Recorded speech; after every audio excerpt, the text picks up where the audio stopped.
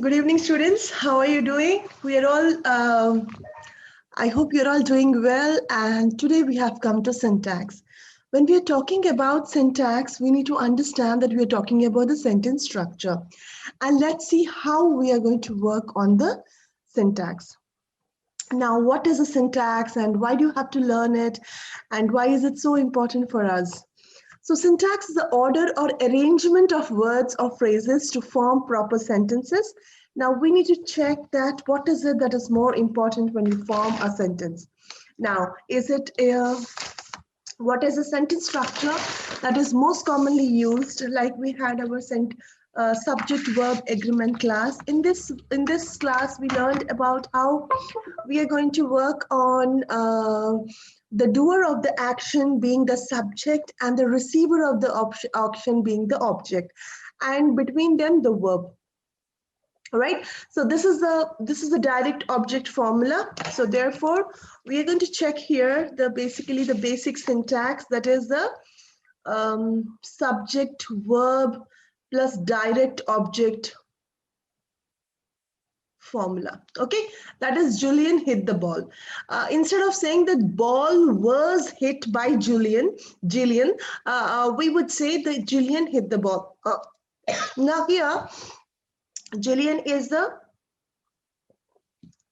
doer of the action and hit is the action and the ball is basically the object.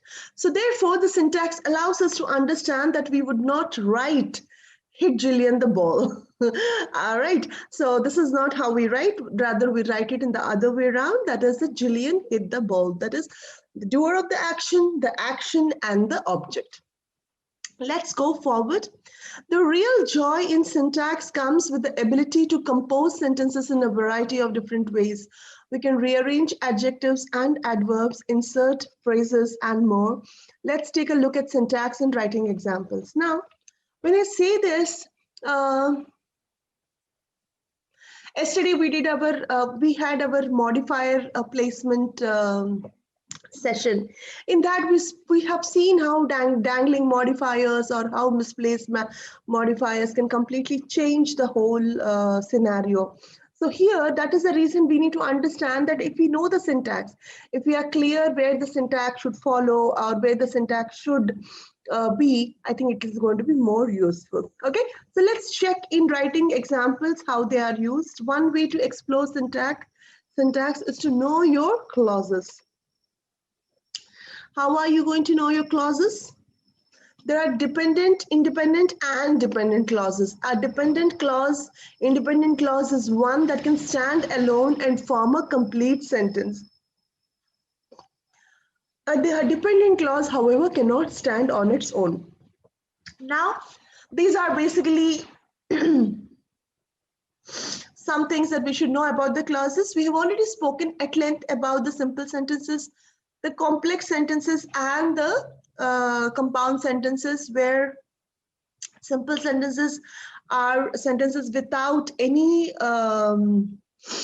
conjunctions, but whereas the compound sentences are basically two independent clauses. When I say independent clause is where there is a subject, there is a verb, and there is an object, and it can stand on its own. Whereas a dependent sentence cannot stand on its own, it requires it is basically a relative clause, or it has a conjunction which basically acts as the subject. So therefore we should know what is a dependent clause and what is an independent clause. Even in independent clause, subject might be there, but it cannot stand on its own, because if you don't have the first part of the sentence or the second part of the sentence, then probably the sentence cannot stand on its own. So therefore it needs support and it needs an independent clause to complete it. Okay, so let's go forward. Hurrying to the door, she picked up her purse and ran. We have done this yesterday, where we have done progressive participle clause. Hurrying to the door, who was hurrying to the door? She. So therefore we have placed the noun just beside the progressive phrase participle, and then we have started the sentence with a now subject. She picked up her purse and ran. In this sentence, hurrying to the door is the dependent clause, and she picked up her purse and ran is the independent clause. Let's take a look at these clauses becoming full sentences with the right syntax. Let's go forward. Simple sentences, complex sentences. Okay. So we're going to learn about simple sentences now. In simple sentences, as I have said, remember our basic construct of public subject, verb, direct object. These are called simple sentences. It is a nice way to start when you are just learning the English language. There's the subject, person or thing being discussed, or the doer of the action.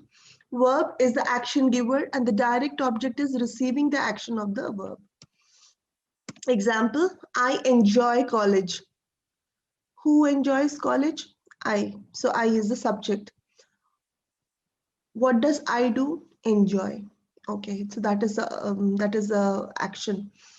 And what does he enjoy? The object, college. Work pays the bills. Hurricanes are scary. The sky is pink. The dog loves her owner. Now the syntax in these lines is fine. They're grammatically correct. But what if we would dazzle up our syntax a little? Let's take a look at a more detailed construct. Yes, in simple sentences, it's very simple. We follow the basic sentence structure of the subject, verb, and direct object. But what if we are going to dazzle up, or we are going to change the places, or we are going to make it a bit messy? How is it going to work for us? Let's have a look. Okay, the complex sentence. This is where you are going to dazzle up. Now, when you have a compound sentence is even better because there are two independent clauses, and we join it with the fanboys. We use a comma and a fanboy. Fanboy is one of the conjunctions, and we get done away with. But complex sentences are messy, are difficult, and are sometimes put in the wrong place. Okay, so let's go forward to check what are they. One of the best ways to improve our syntax is to move beyond the simple sentence. This brings us to complex sentence. These are sentences that contain a subordinate clause. And a subordinate clause is an additional bit of information. This means complex sentences come together by combining a dependent clause and an independent clause. That is an incomplete sentence or a subordinate clause and a complete thought. Let's see how is it.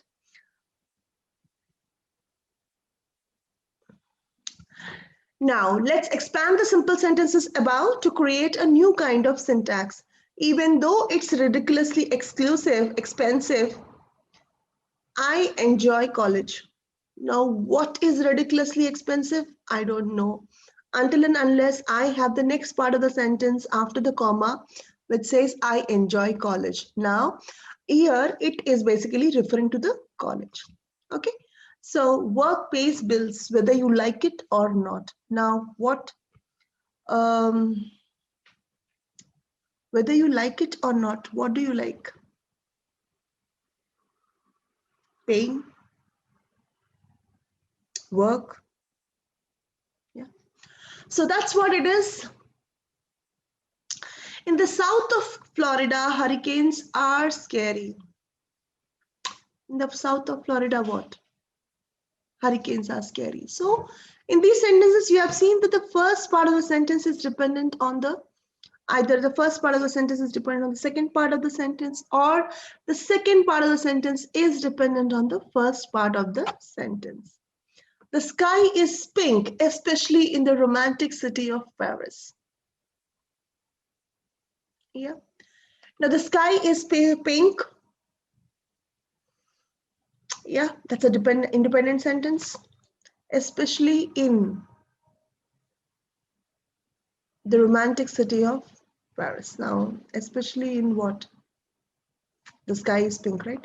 So the first sentence, the first part of the sentence is an independent clause, and the second part of the sentence is dependent on the first part of the sentence. That is what we are supposed to be learning.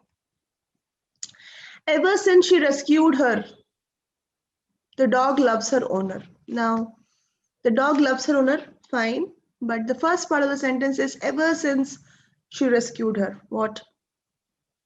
That's what complex sentences are all about. They are basically telling you something more. They are going to give you a dependent clause which is going to be dependent on the independent clause. So this is exactly how it is going. So let's go forward. So I hope you understand the difference about the complex sentences. We have already done conjunctions before. In that the content is explicit about the simple sentences, the complex sentences, and the compound sentences, and the complex sentences too. And you would also see a lot of examples and how to use and stuff like that. So you can go to that session and just have a look at it. You will really understand it well, and you will. This will be more clear about what I'm talking about. Clear? So how to improve syntax in your writing then?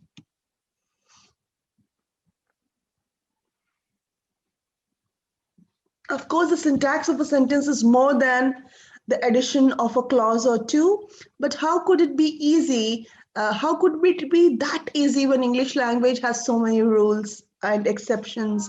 On that note, it's important to know the difference between the syntax and the grammar. Grammar is a rule book. Grammar tells us to punctuate a sentence, capitalize proper nouns, and so forth. Syntax, however, is the application of the rules. It's how we combine all these rules to compose clear constructs. Here are 3 ways to improve the syntax in your writing, and let's check them. Use the active voice, match your numbers, avoid repetitions. Now, so we understand the difference between grammar and syntax. Grammar is basically a rule book. We have it already here. Please check this out. Grammar is a rule book, whereas syntax is the application of the rules. Right? Yes. So therefore, these are the 3 things that are really important that we have to understand it well. What is active voice? The subject verb agreement construct is basically the active voice we are talking about. And match your numbers. Match your numbers is basically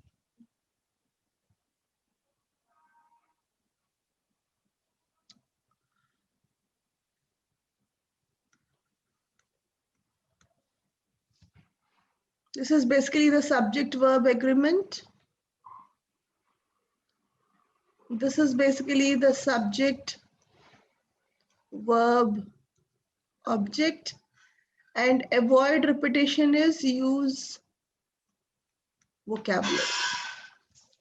Okay, these are 3 things that you need to understand when you're using this active voice. We are basically talking about the doer of the action, and the receiver of the action.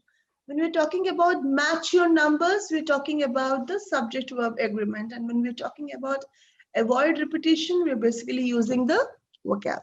Okay, now let's go forward. Let's check out what active voice is briefly.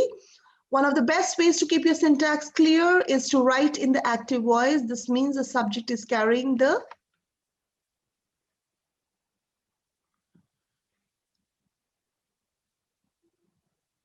clear?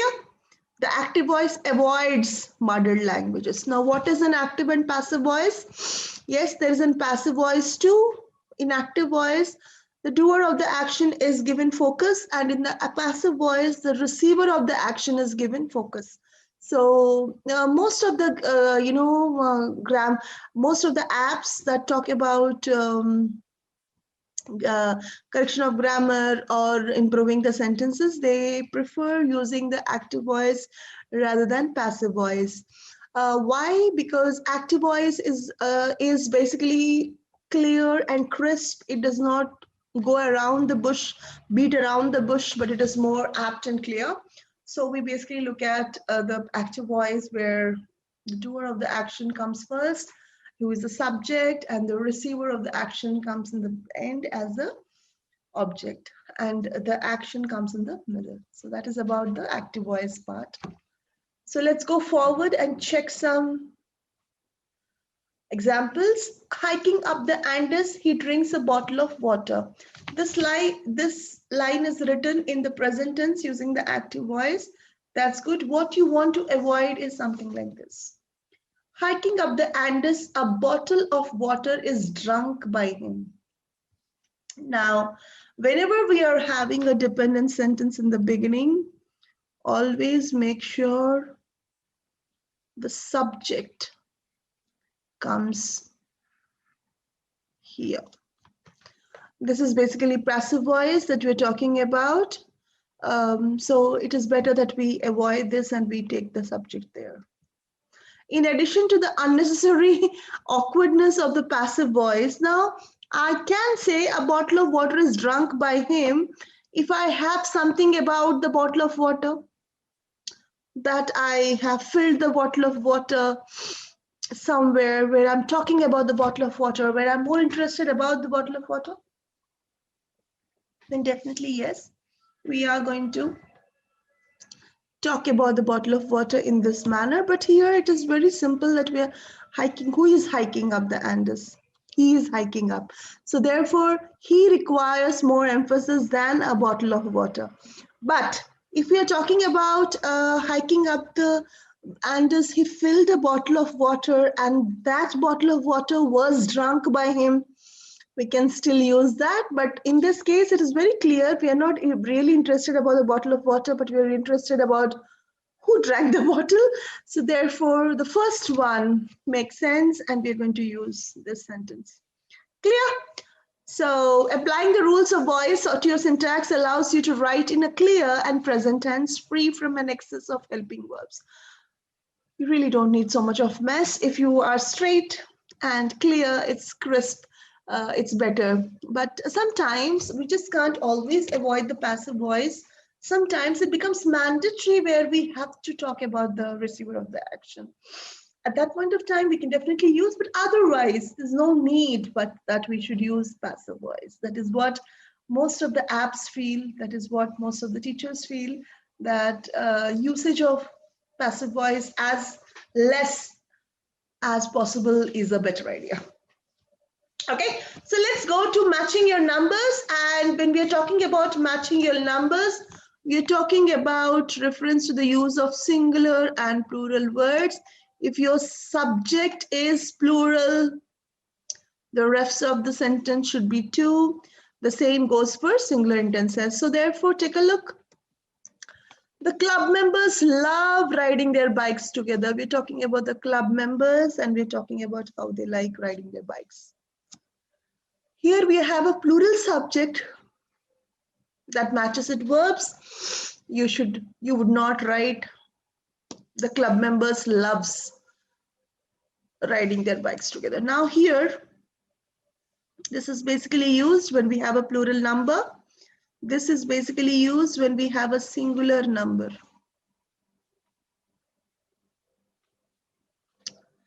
And this is for plural. As this is also plural, this is the apt usage. Clear? You also would not write the club member love riding bikes. Now, club member is singular and this is plural. Therefore, we don't use this kind of sentence. Is it clear? Please check. If you have a singular subject, use a singular verb. If you have a plural subject, use a plural verb. That's a basic. You should be learning about the subject verb construction. Okay, let's go forward to check more. In these examples, you can see how syntax is the application of the rules. The rules tell us the difference between singular and plural words. Syntax allows us to apply them with clarity and precision. Avoid repetition. What does it mean? In an effort to be clear, we sometimes tiptoe around redundancy. For example, you would not want to write, due to his overwhelming fear, he frightfully tethered the ship to the forest. Let's check. when trying to paint a picture for a reader, it can be tempting to overemphasize. See, now here, overwhelming fear. He frightfully. It's already said that he is. Then this is redundant. Clear? So but proper syntax allows us to paint a vivid scene without clauses, numbers, and active voice. The line above can be transformed something like this.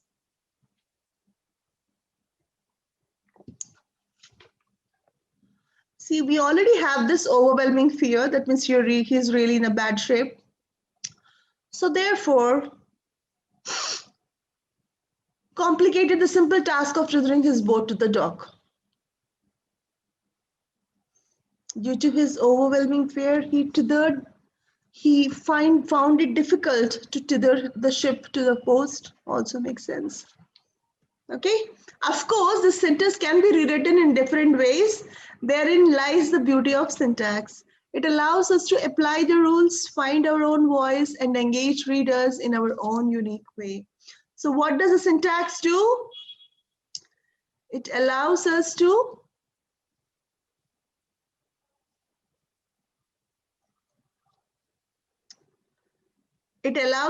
apply the rules, find our own voice, and engage readers in our own unique way. Clear? Let's go forward. Elements of syntax. Now here, the Greek word syntax means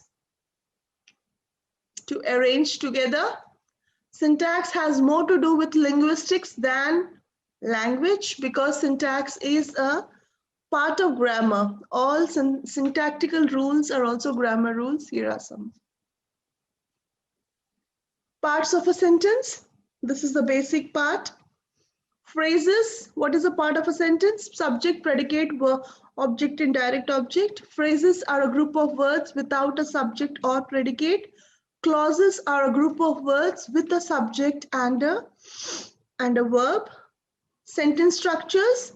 The construction of simple. This is the most important part. Please make sure that you understand, and this is the worst kind of a sentence that's going to screw you up if you don't really understand it well. Simple sentence does not require much expertise. Compound sentence is sweet and cute because it is just two independent sentences that is added up with and fanboys are 7 in number, and you just have to put a comma and you can just put one of the fanboys and you can go about. Complex sentences are definitely, it's a combination of an independent sentence and a dependent sentence, so that is going to be a bit tougher, but the toughest is the compound complex sentence. In compound complex sentence, you have independent sentences being combined. You also have a dependent sentence being combined. They are basically sentences written by writers who want to write a lot of things, and they use a lot of subordinate conjunctions and fanboys and create a beautiful sentence. So we need to be a bit careful about the complex and the compound complex sentences. They are the toughest part. The remaining two are easy to handle with. Okay, so let's look at the syntax examples. Now, along with diction, syntax is a fundamental part of written language. Now, diction defines the style of written or spoken language, representing the choices a speaker or writer makes within the rules of the grammar. And syntax. Syntax states the rules for using words, phrases, clauses, and punctuation especially to form sentences. Yes. Apart from using the simple, compound, and complex sentences forms, we also should know where to bring in a clause, where to bring in a phrase, where to add punctuation, where we can remove redundancy, and then we can add some punctuation to club it together. So there are different ways of forming a sentence. English language gives us that liberty and the privilege to create your own kind of sentences. So we just have to understand like how we are going to do it. Clear? So going forward, the correct syntax examples include word choice, matching number and tense, and placing words and phrases in the right order. So while diction can be flexible, especially in casual conversation, proper syntax is comparatively strict. Following the rules of the syntax is vital in formal writing of all kinds, and it is a clear sign that a writer is capable and well informed. So therefore, we have a complete written manual about how to use things, and we won't be getting confused about that. So therefore, there is no reason that we should be getting confused, because we have a complete grammar book and we just have to apply it. So therefore, they are very pretty easier things that we should be doing, right? So sentence structure, punctuation, the word choice. So we have to check about these three things when we are talking about syntax. We should be looking at the sentence structure. Yes, we have already looked at the sentence structure because we have already taken care of how it should be going and what it should be doing.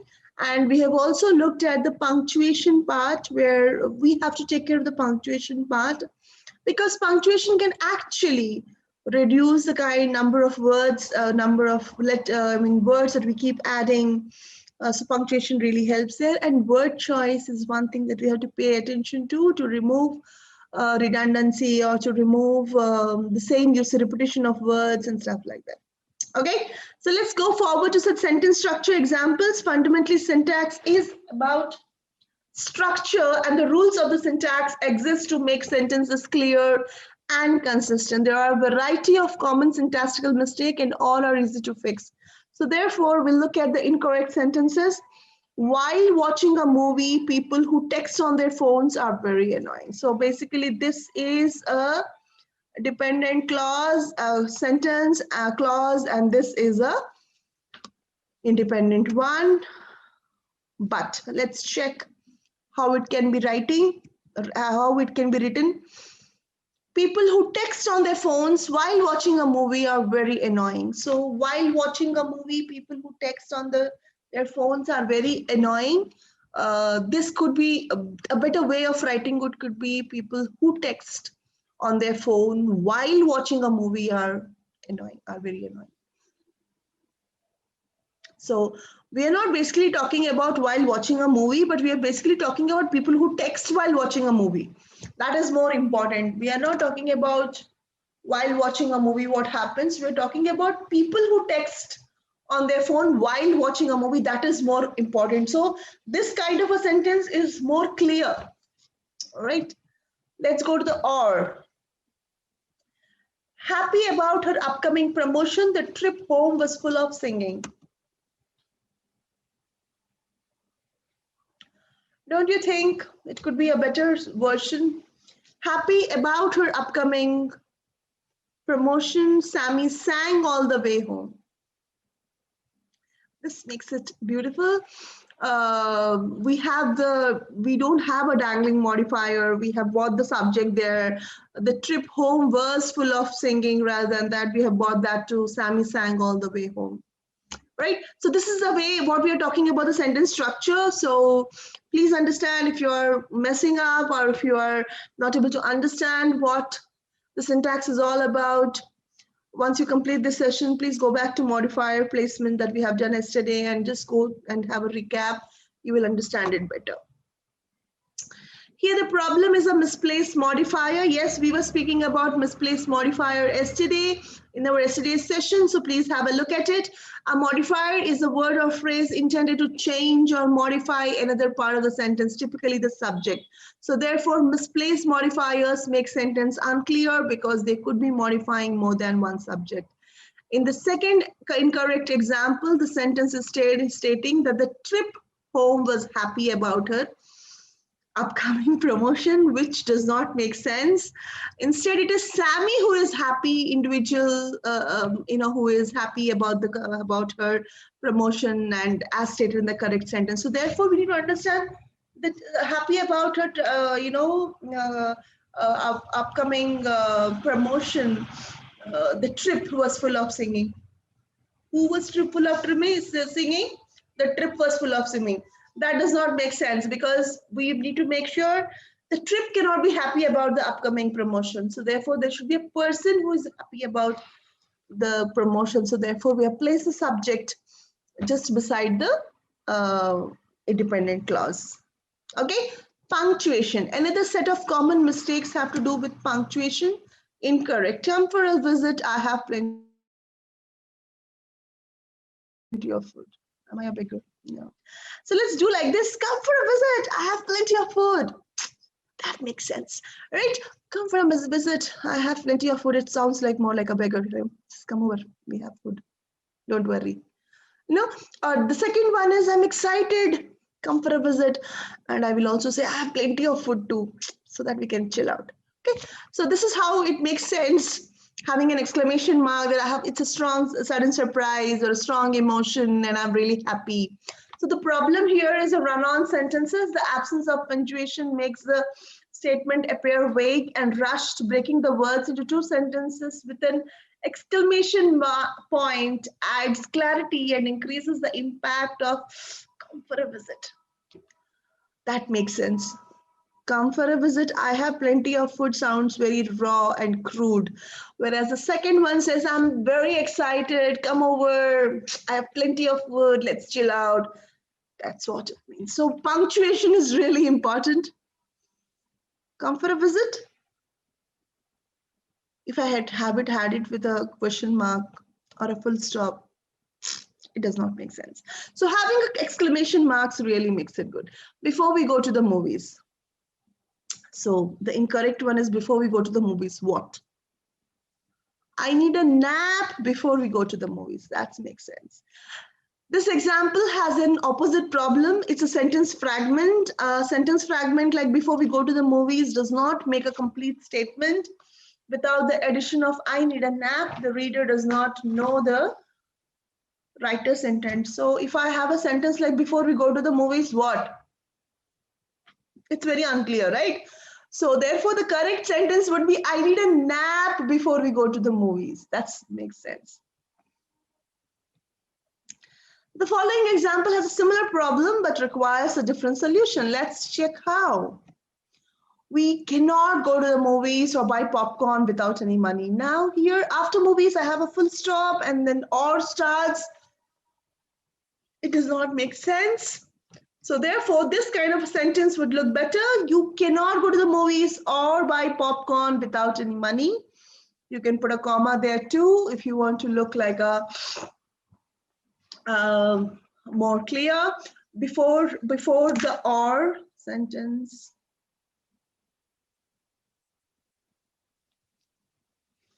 This also makes sense. Even without that also makes sense. So don't worry about that. The incorrect example is a broken sentence. The difference is that you cannot go to the movies could be a complete sentence in itself, but it is followed by a phrase that needs to be incorporated into it. Instead of simply adding more text, the solution to a broken sentence is to combine the pieces. And how will you combine the pieces? With a conjunction, definitely. And because it is a fanboys, we're going to use a comma too. Word choice is one thing that we need to understand. There is also the syntactical question of word choice. Word choice is really important. This is the area in which the rules of syntax offer the most leeway and consequently perhaps the easiest area in which to make mistakes. Incorrect one, to the movies we are going. It does not make sense. To the movies we are going, rather it should be the other way around. Let's check the correct ones. We are going to the movies. Yes, to the movies can be put to the end of the sentence, and we are going could be come forward to make it a beautiful sentence. We are going to the movies. The issue here is outdated phrasing. By the rules of syntax, to the movie we are going is not technically wrong. It's just archaic. Archaic Shakespeare would have been fine with to the movies we are going. At least once somebody explained movies to him. But you know, this is basically archaic. What does archaic mean? Let's check. Archaic is an old usage. where they have different ways of using the phrases and construction of the sentence. So Shakespeare would have liked it, but then we are not in the Shakespearean era and we have in the modern era, so it sounds archaic. Okay, the word choice, one more. The modern English, however, expects sentence to go like this: subject verb agreement, like this, right? Rather than the object, subject, and verb. Clear? It's a perfect example of how the rules of syntax change with time and place, and it's the first priority of any writer should be clear communication. For further help, read up on subject verb agreement. We already have a session on subject verb agreement. If there are any issues with subject verb agreement, you can visit that session and just listen to the session once again and understand, try doing the answers and you will understand it better. So on the subject of tricky verbs, did you ever speak to him? Yes, I was speaking to him yesterday. So did you ever speak to him? What could it be? Did you ever speak to him? So what I would say, I was speaking to him yesterday. Now here, yesterday is basically yesterday and it is in the past. So therefore, this looks more better with this than this. Okay, so we could say, did you ever speak to him was my question and I am going to answer it. So I say, yes, I spoke to him yesterday, right? I hope you understood it well. Why was speaking is not a good idea, because the question is in simple present tense. Did you ever speak to him? It's very clear. And so therefore the answer also should be very clear. I spoke to him yesterday. Otherwise, if I don't have yesterday, I could say I was speaking to him for a couple of days. That would be a better, or I am speaking to him for a couple of days. That would be a better answer than I was speaking to him yesterday. So the best one is I spoke to him yesterday. Okay, let's go to the next one. And here we have the wrong verb tense, especially instead of using the simple past tense, was speaking uses the past continuous tense. It suggests an act in the past that may still be going on. If you were speaking, you may still be speaking. Spoke is a past tense indicating an act that already happened and is now over. If you spoke, you are done speaking now. The later is appropriate here. Even in innocuous little prepositions like to can pose syntactical challenges. Incorrect. His mother made her to call and thank him for the present. His mother made her to call. So it's very clear. When you want to use a to here, to call, it becomes an infinite verb. Clear? So therefore remove it because it is not a preposition here. It's not a preposition here. So therefore remove it, because to call is basically an infinite verb, and if you are not supposed to be want to use an infinite verb, then remove it. Here to is simply an unnecessary word, while many languages require an infinite in constructions like she made him to verb or they told her to verb. English does not. Made her call is sufficient without the verb word to. Word choice may seem minor, but the selection of one word versus another can completely change the meaning of a sentence. So therefore, if I'm looking at completely changing, like for example, if I'm using to, then it changes the complete sentence, because check this out. If I'm using a to there, it is basically attached to the verb and not to the noun, right?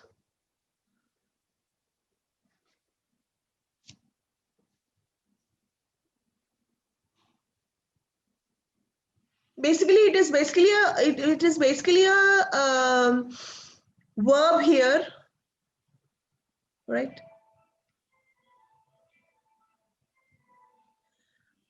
Her mother made her call. And thank him for the present.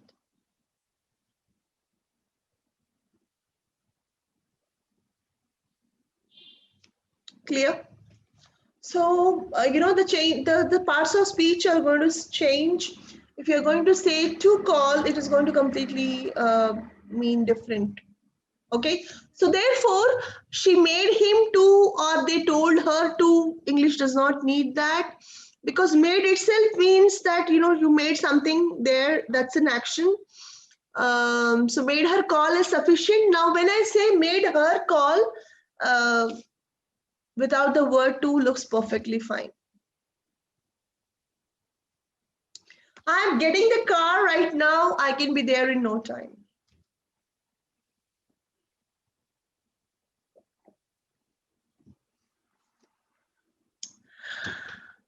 I am getting the car right now. I should be there in no time. Now here is a model verb. I can instead of can. It should makes better sense. Let's see how. The problem here is can versus should. This is a classic example of syntax being strict where diction is lax. In common usage, can frequently substitutes for should or will. In formal syntax, these words have three distinct meanings. Should describes a likely outcome, will describes a certain outcome, and can describes a merely the possibility of an outcome. So therefore, the usage of should is more appropriate than can. Please have a look at this. Formally, I can be there in no time just means I have the ability to be there in no time.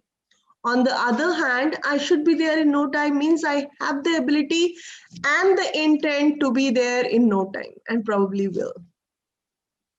Okay, so I hope this is clear. Let's go forward. Please have a look.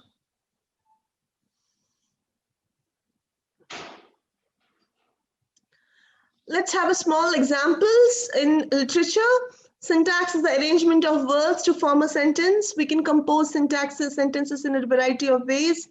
Here, how we arrange our sentences can affect how they are interpreted. For example, the boy ran hurriedly reads differently than hurriedly the boy ran. Now, again, I would say that this is not Shakespearean English era anymore. So therefore, we are going to use a subject verb object format.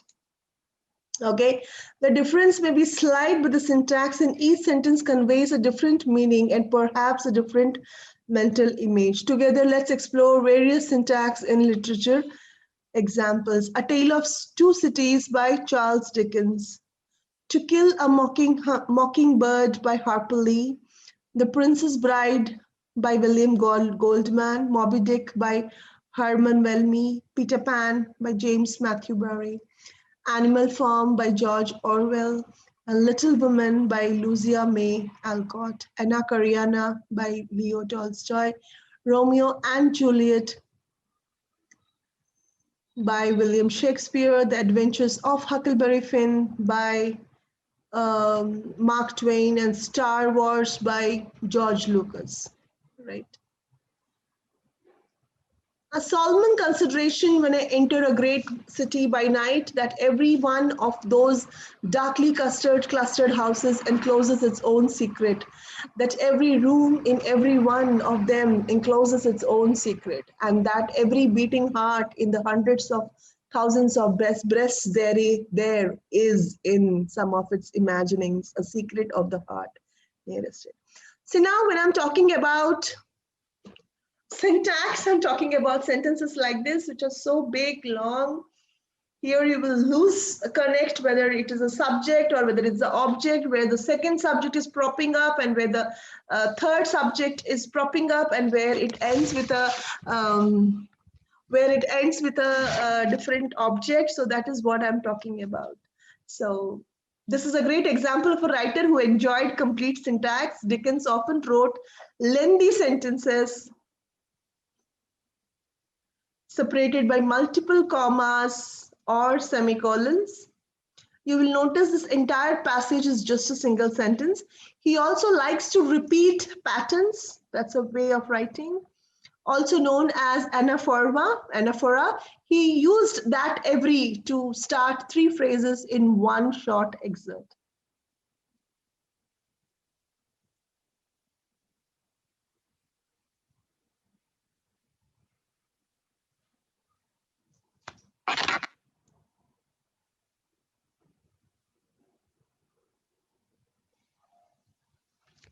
Got it? That's what is his way of using it. And this is called as anaphora. Clear? Let's go to the next one. People generally see what they look for and hear what they listen for. Harper Lee was enjoying a bit of repetition. In this example of syntax, she followed a form, what they.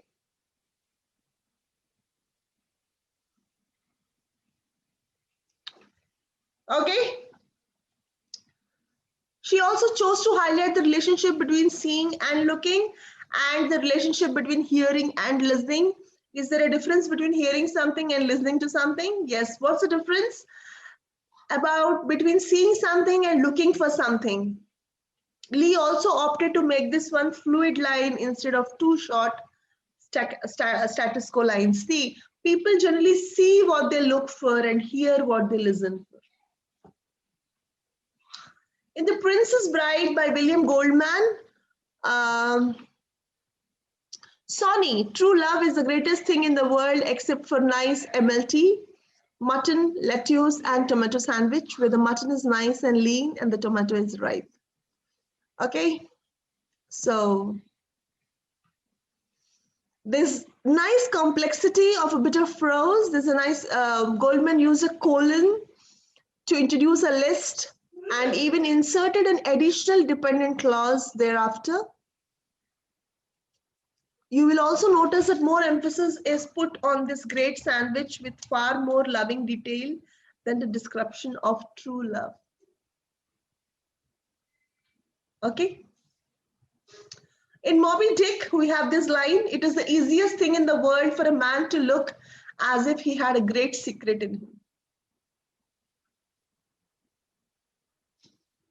Simple sentence can often reveal an everlasting aphorism. This is, even the simplest constructs can go on to become phrases that make a statement of wisdom. It is the easiest thing in the world for a man to look as if he had a greatest secret in him. Okay, this is from Peter Pan. Forget them, Wendy, forget them all. Come with me where you will never, ever have to worry about grown-up things again. Okay, let's check. There's a nice simple sentence spoken with simple words. It takes on a childlike tone reflective of childhood innocence and relative simplicity. Barry too used a little repetition to help Peter emphasize how wonderful Neverland could be. While the second never is not necessary for the meaning of the sentence, it adds more emphasis and adds to the childlike voice of the character. We're talking about forget them and forget them all. Clear? Let's go to the next one, Animal Farm by George Orwell. This was a famous prose, story, which triggered some revolutions too. The pigs begin living in the farmhouse, and rumor has it that they even sleep in beds, a violation of one of the 7 commandments. But when Clover asks Muriel to read her the appropriate commandment, the two find that it now reads, "No animal shall sleep in a bed with sheets." Clover explains that Clover must have simply forgotten the last 2 words. The original commandments read,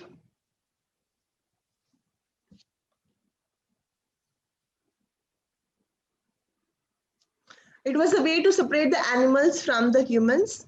But the pigs, as they rose to power, began to take on more and more human qualities, including sleeping in human beds. So, to justify that, they secretly changed the commandment to add with sheets. So, this is one way of using it, and I hope this is clear.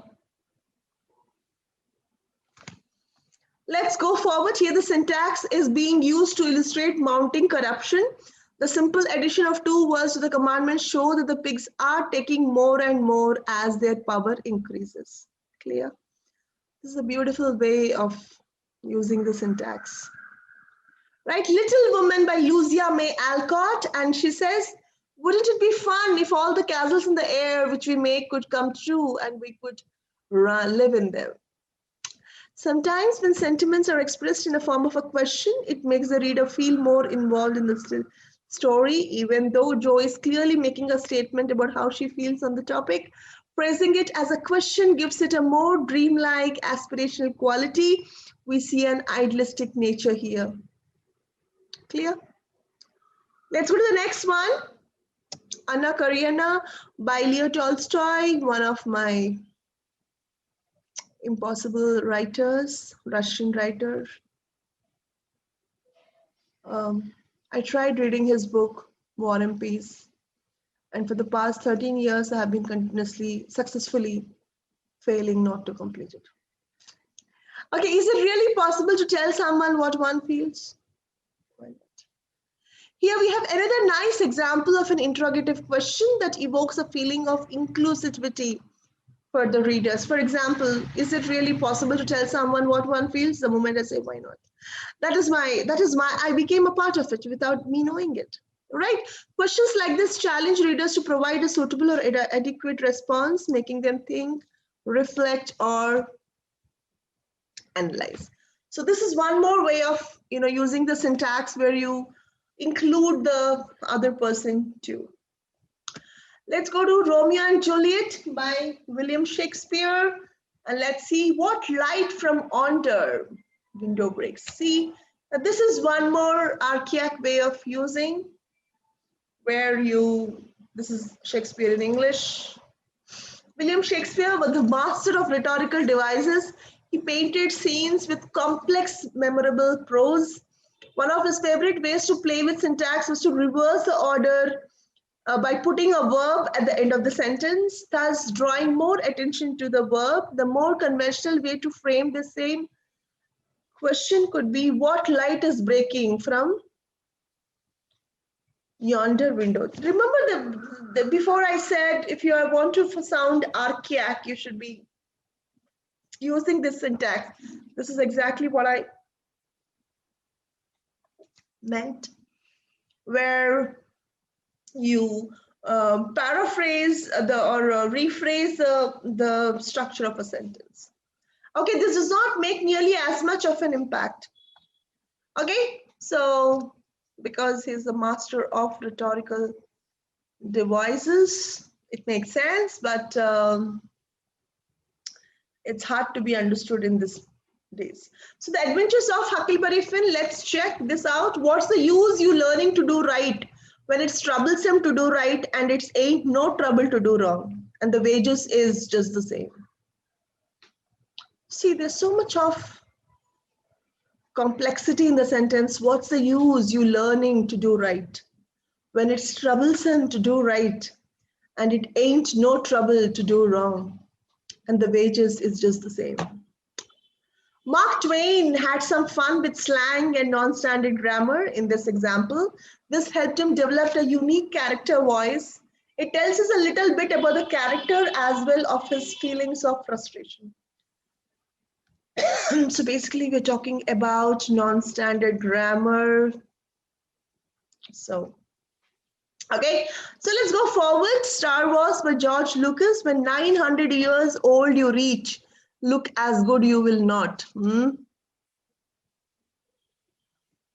Perhaps Shakespeare liked to change word order in his syntax. George Lucas surely repolarized this type of wordplay with the birth of Star Wars and the introduction of Yoda a character who speaks almost exclusively with inverted sentence structure. When 900 years old you reach, look, sorry, look as good as you will not. That's a way of using it. So let's go and do a quick review of questions. Between 1872 and 1900, mongoose were introduced into the most of the Caribbean islands. They were introduced in order to protect sugar cane fields from pit vipers. Which choice would most effectively combine the two sentences at the underlined portions? Islands. Islands, they were introduced. Islands and the mongoose were introduced. Their introduction was. Now, between 1872 and 1900, mongooses were introduced into most of the Caribbean islands. I think A goes fine, perfectly good. Let's go to the next question. Lars Kristofferson is a CEO of Christoph Markets. He recently announced his plan to open a small chain of affordable health food stores. Let's check the options. Which choice most effectively combines the two sentences at the underlined portion? Lars.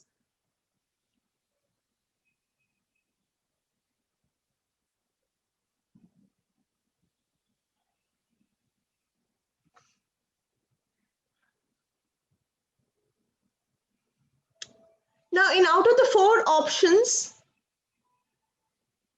the D sounds the best because we have introduced him and then we said who he is in our descriptive asides, and then we have started that recently announced his plans. So this makes sense. Let's go to the next question. Archaeologists have discovered that some Vikings deliberately carved grooves into their teeth. The reasons behind this gentle decision remain unclear. Which of most combines the two sentences? Let's see. These are the four options. Archaeologists have discovered that some Vikings deliberately carved grooves into their teeth. However, the reason behind this gentle decision remain unclear.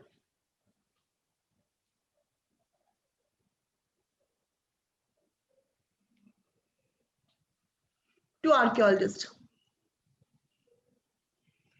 D sounds the best. Let's go to the next question.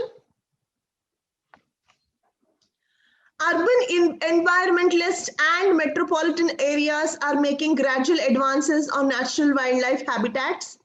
These gradual advances have negative consequences. Some birds, animals are perishing from habitat loss. Now here we already have a gradual advances twice, so let's check how we can change it.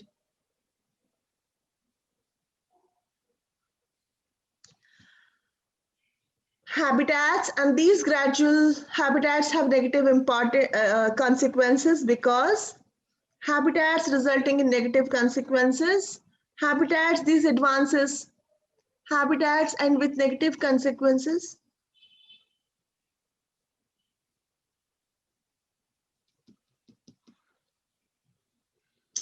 So in this sense, the option B sounds best because you will see that urban environments and metropolitan areas are making gradual advances on natural wildlife habitats, resulting in negative consequences. And then the next. Okay, this is the last question. Fans were very excited to see the final installment of the Royal Battleground trilogy. Hundreds of eager viewers lined up outside the movie theater ways in advance. And here he wants us to combine the two sentences at the underlined portion. And let's check these options. Fans were very excited to see the final installment of the Royal Battleground trilogy. In fact, these fans were so excited that they lined up or in order to ensure fans were so excited to see the final installment of the Royal Brand trilogy that they lined up fans of the Royal Battleground trilogy excited. Now, I think we'll go with C. Okay, so this is how you're supposed to be using the syntax. We have learned about the different kinds of syntaxes and how it is application of the grammar book and how it is going to be really exciting. We have seen about how different authors have had their own way of using the syntax and making it beautiful. So I wish you all the best. I hope this session was useful and informative, and I definitely feel that this is going to help you score well in your evidence-based writing. Thank you so much, and I really enjoyed giving this session.